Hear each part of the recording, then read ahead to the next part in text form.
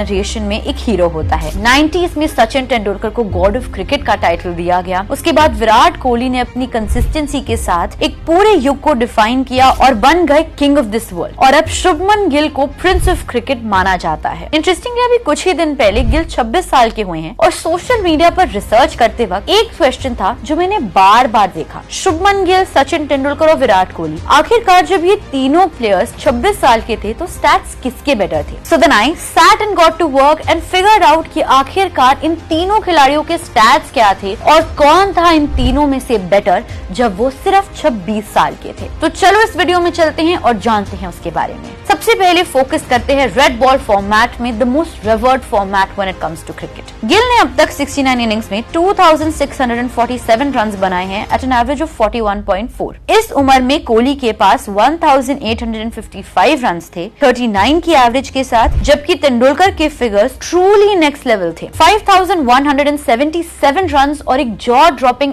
Average of 54.49। Gill के पास अब तक 9 सेंचुरीज है जो कि कोहली के 6 सेंचुरीज से डेफिनेटली थोड़ा आगे हैं, लेकिन तेंदुलकर के 19 टन्स इस कंपैरिजन को एक अलग ही लेवल पर ले जाते हैं। क्लियरली गिल सचिन तेंदुलकर के आसपास भी नहीं आता है when it comes to test cricket till the age of 26। और पता है इस रिसर्च में सबसे ज्यादा खास क्या बात निकली? तेंदुलकर का होम और अवे दोनों में सेम कंसिस्टेंसी दिखाई देती है। दोनों ही जगह पे उनकी एवरेज 54 से ज्यादा थी, एक ऐसी एवरेज जो आज के टाइम में हमें बहुत ही कम खिलाड़ियों में देखने को मिलती है। दिस क्लियरली टेल्स अस कि सचिन ने सिर्फ इंडिया में ही नहीं बल्कि उसके बाहर जाकर भी टफेस्ट कंडीशंस में भी डोमिनेट किया है। अब टेस्ट क्रिकेट से मूव करके आते हैं हम 50 ओवर फॉर्मेट पे, यानी कि ओडीआई क्रिकेट में। अब तक गिल का रिकॉर्ड ओडीआई में काफी ज्यादा एक्स्ट्राऑर्डिनरी रहा है। उन्होंने सिर्फ 55 इनिंग्स में 2775 रन बनाए हैं, वो भी 59 की एवरेज के साथ और 99 की स्ट्राइक रेट के साथ। लेकिन सालों पहले जब विराट कोहली 26 साल के हुए थे तब तक उन्होंने 134 इनिंग्स खेली थी, जिसमें उन्होंने 5901 रन बनाए थे 51 की एवरेज के साथ और 89 की स्ट्राइक रेट के साथ। But just when you think कि प्रिंस और किंग की कंपैरिजन में हम थोड़े पीछे रह जाते हैं, सचिन तेंदुलकर एक बार फिर से इस लिस्ट में एंट्री लेते हैं और